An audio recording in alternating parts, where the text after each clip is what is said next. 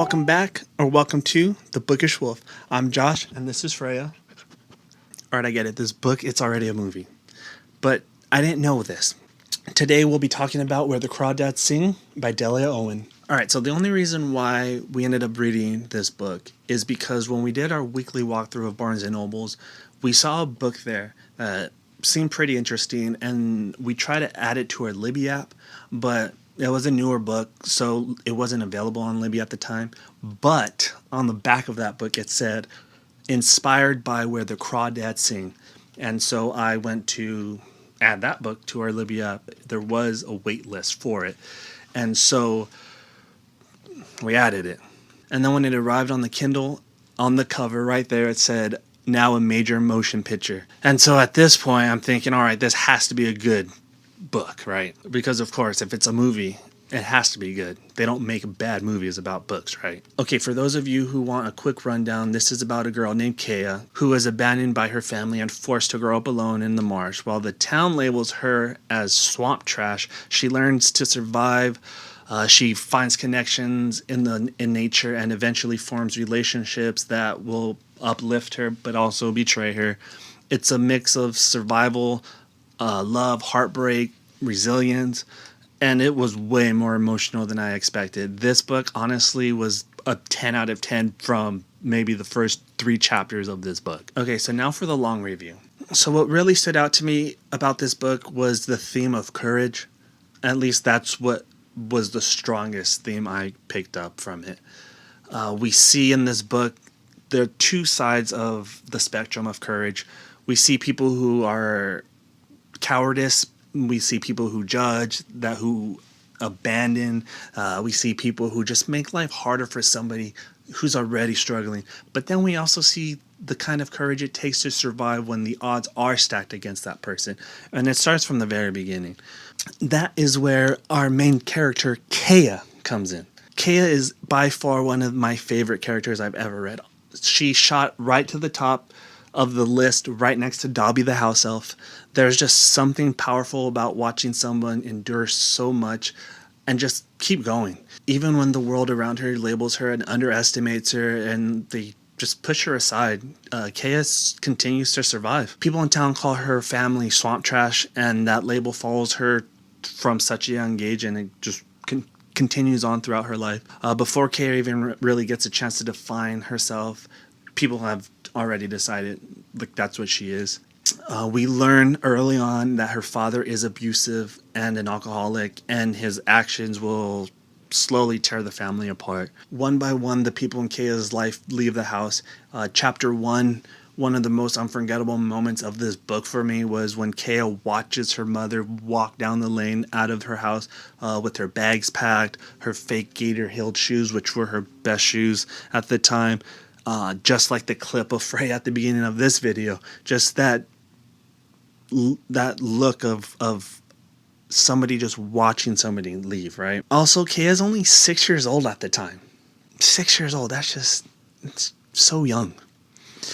She's already seen her brother and sister leave and not come back, but her mom usually leaves the house, but it's different. She comes back, right? Mom always comes back, at least Kaya believes she will. So when she doesn't this time, you could really feel that loss through Kaya's eyes.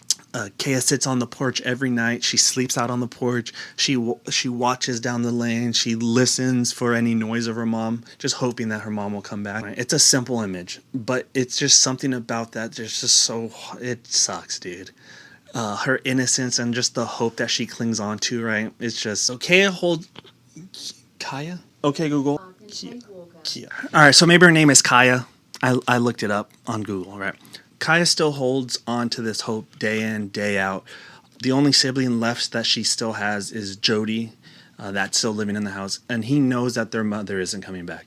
He sees Kaya hurt by this, and even though he already reaches that age where he says he's too old to play explorer games with her, he sees that Kaya needs him.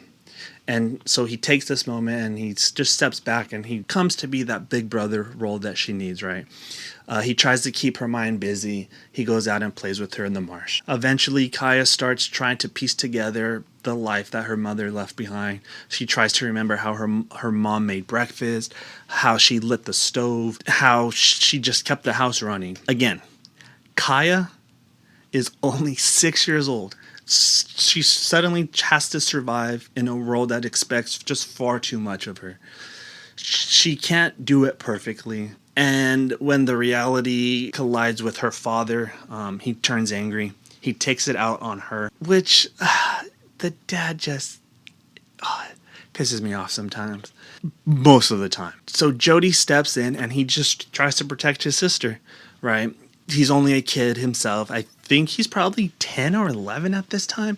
So his instinct is to protect his sister, but he just doesn't have the power to truly keep her safe or the strength. So after that whole thing, Jody, he leaves. He understands that there is just no safety for him in that house.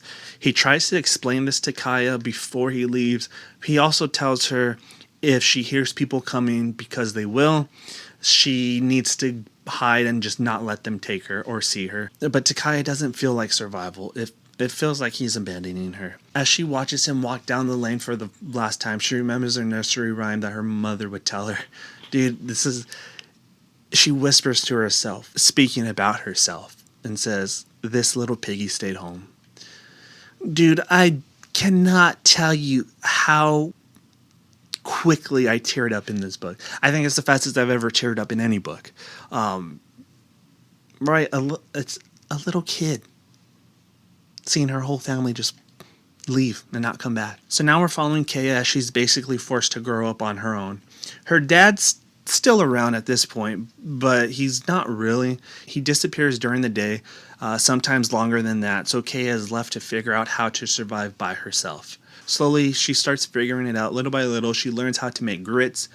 It's not perfect, but it's enough to survive. But this isn't going to be sustainable for her. The turnips that the family has been living off of start to run low. Kaya doesn't have any more seeds or supplies to grow more, and she realizes that she has no choice and she has to go into town. Picture this. A 6-year-old girl barefoot walking into town alone, going to the Piggly Wiggly, which was the coolest name for a store. I know it's a real thing, but I wasn't old enough to be around a Piggly Wiggly. It's fun to say. She doesn't really have that much money, so she goes inside the store and tries to buy what she needs to eat. And when people ask her where her parents are, she lies. She says her mom sent her because, what else is she supposed to do? And at this point, we really see how the townspeople view her and her family.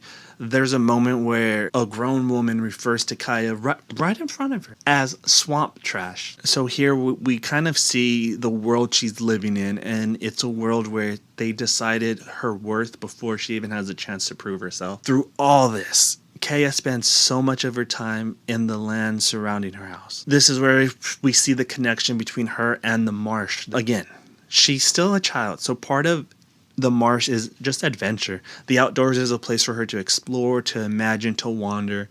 But at the same time, it becomes a little more to her than that. It becomes her escape. Out there, away from the house, she can actually just be herself, be a kid. It's the only place where the townspeople don't dare to go. It's the one place where her father really doesn't come looking for her. And in that isolation, Kaya begins to build a different kind of family, one made of feathers, of the water, the sand. She finds comfort in the birds, and over time they become more than part of the marsh to her. In many ways, they become her family. Again, we see Kaya. She takes a place that other people dismiss or they fear the marsh, and she turns it into her safety, where she belongs, the place where she loves. Through all of this, she tries to keep the house clean. She tries to keep it presentable, but not because she's told to or because it's the chores. It's because she wants to make sure when her mom comes back, it looks nice. And this is where Delia Owen is just so good at capturing the innocence of a child, because as the reader, we know the mom's not coming back. And we hope she is, but we know it's not going to happen. And there's nothing we can do to help Kaya. All right, so not only does the marsh become her safe place, but it also becomes her teacher. Everything Jody showed her about the land, how to move through it, how to observe it, how to survive in it, it sticks with her. And then there's a way that we see that Kaya just knows her own ways of learning. There's this beautiful moment where she remembers something that her mother once told her. It's that her birthday is around the autumn moon. So when the autumn moon does come up into the sky and Kaya does notice it, knows it's time for her to celebrate. She doesn't celebrate like most kids. Obviously, she doesn't have a cake. She doesn't have a family, no presents. Instead, she goes and she celebrates with her family, the seagulls. And on this day, she looks out at the seagulls and then she realizes there's just more seagulls than she can count. She doesn't have the words or the numbers to fully describe what she sees, and it's so sad. She just looks at the birds, hangs out there, and again says to herself, says to them, "It's my birthday." And that's the way a 7-year-old celebrated her birthday. Remember when I told you that Jody told Kaya to run if she ever heard anyone coming? Well, that advice comes back to her when the truancy officer starts to look for her. So at this point, Kaya knows this marsh so well that hiding in it is just second nature to her. She slips behind the palmettos, moves through the marshlands quietly. She stays close enough, though, to hear the officers, but she can't be seen. And then she could hear them as they're searching for her, and they say they're there to take her to school. So the thought of school it frightens Kaya. She is afraid. She doesn't know how to talk to other kids. She's afraid that she's not going to fit into that world. But at the same time, she's curious. She wants to learn how to count past 29 because that's all she knows how to count to. And then the thing that convinces her is that they'll have chicken pie, which I'm guessing is chicken pot pie because chicken pie as a dessert doesn't sound appetizing. But I'm pretty sure it's chicken pot pie. Also, it's for free. And so that's what convinces her. So Kaya goes to school for exactly one day.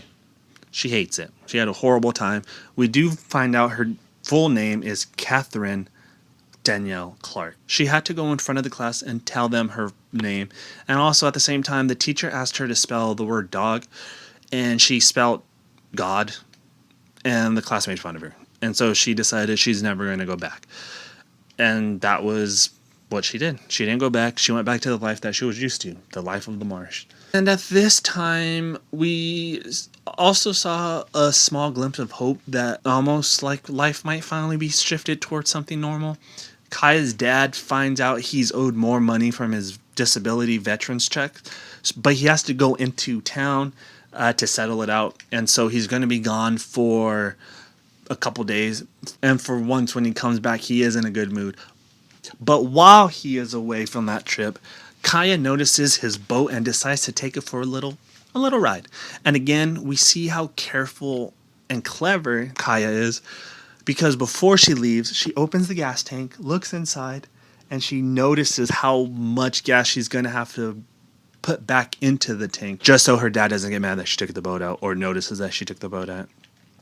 But on the way back, she gets lost. Again, she's 7. And that's when she notices a boy out fishing. Even though Kaya is shy, she's desperate that she needs to figure out how to get back home. So she works up the courage to ask him for help. And that boy is Tate. He's a friend of Jody's. He recognizes her and guides her back home.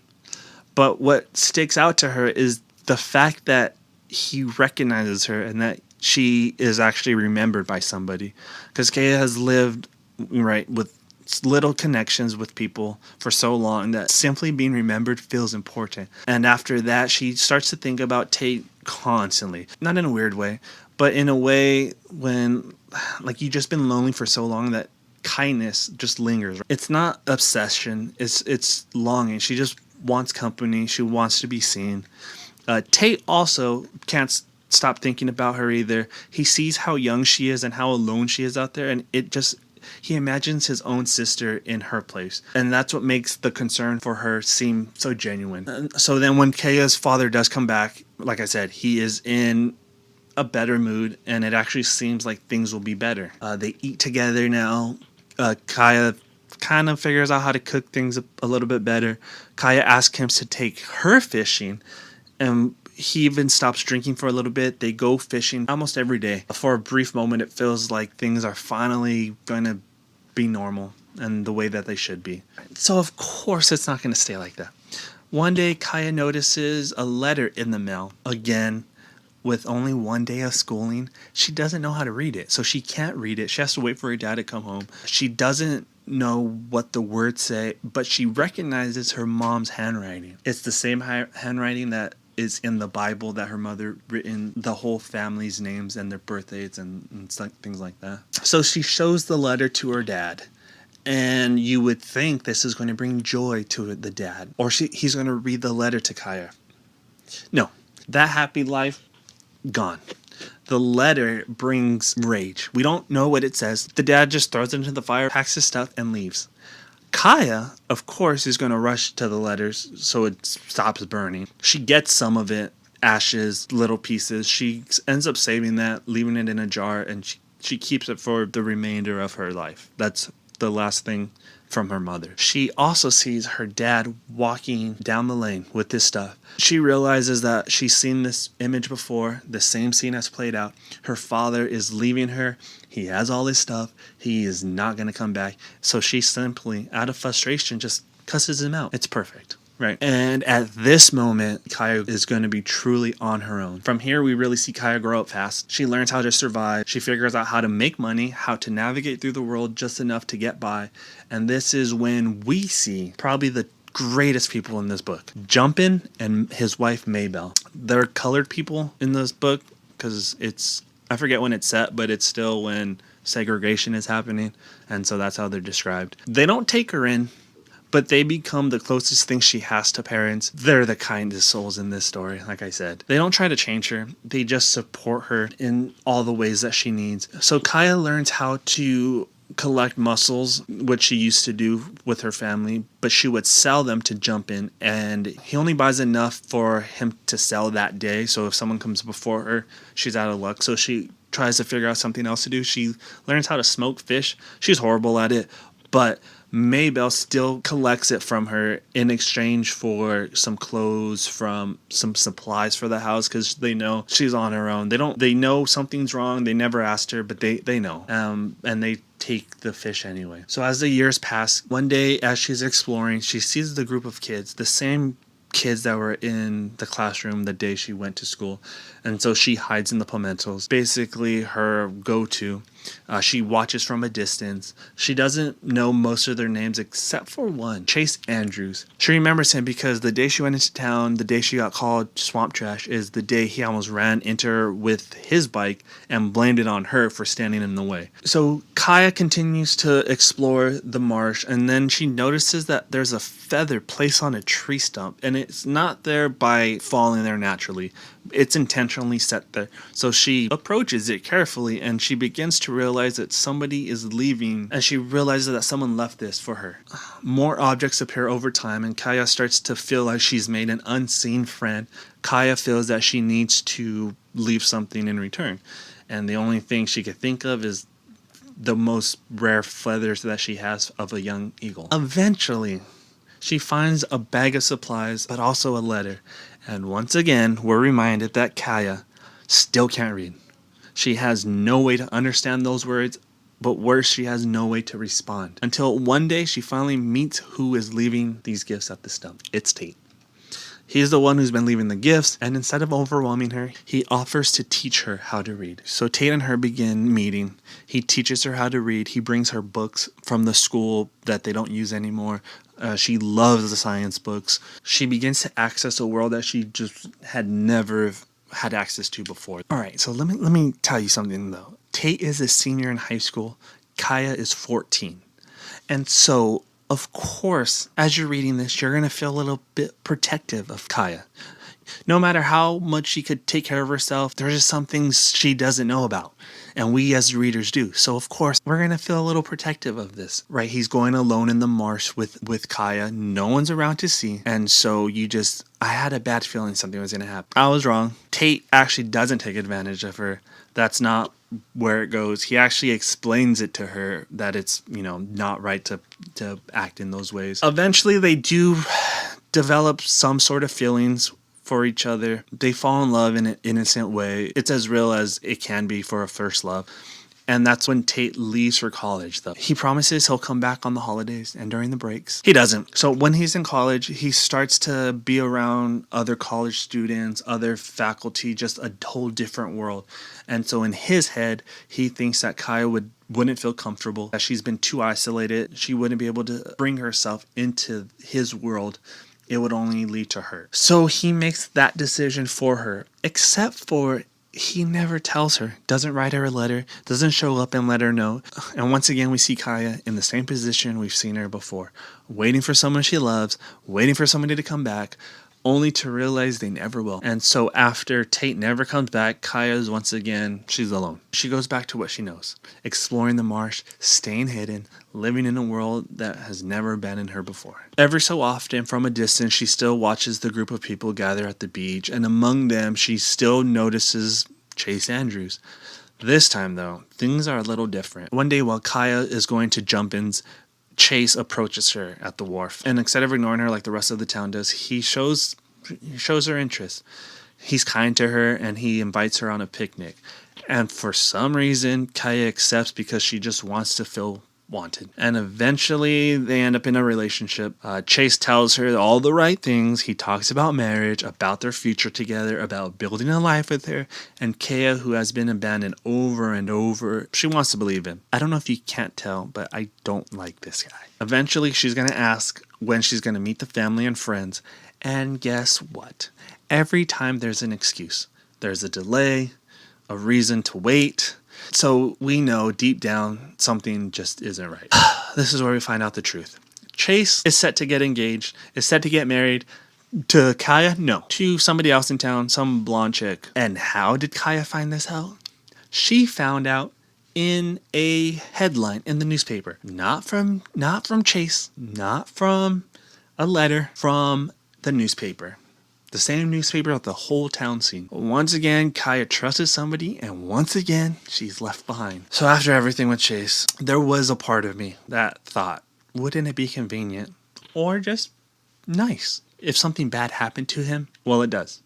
He dies. That's something I totally forgot to mention. There was actually a whole murder mystery woven throughout this book. So if you're interested in that kind of thing, well, there you go. But that's where I'm going to leave it. If you want to know how it all comes together, the mystery, her life, if Kaya finds her happily ever after, we're going to have to read it. Or you could also watch the movie. Again, they didn't know about it. All right, we made it to the end. So thank you again. If you made it this far in the video, it was a long one. Freya couldn't hang. I appreciate it. This book was just too good for it to not be a long review. And so if you enjoyed this video, please like and subscribe. And let me know down in the comments if you have read this book, what you liked about it. If you didn't like it, I won't understand. But if you could explain why you didn't like it, I would like to know. Also, what book should we read next? Currently, we're reading Frankenstein. But until then, we will see you next time. Okay, bye.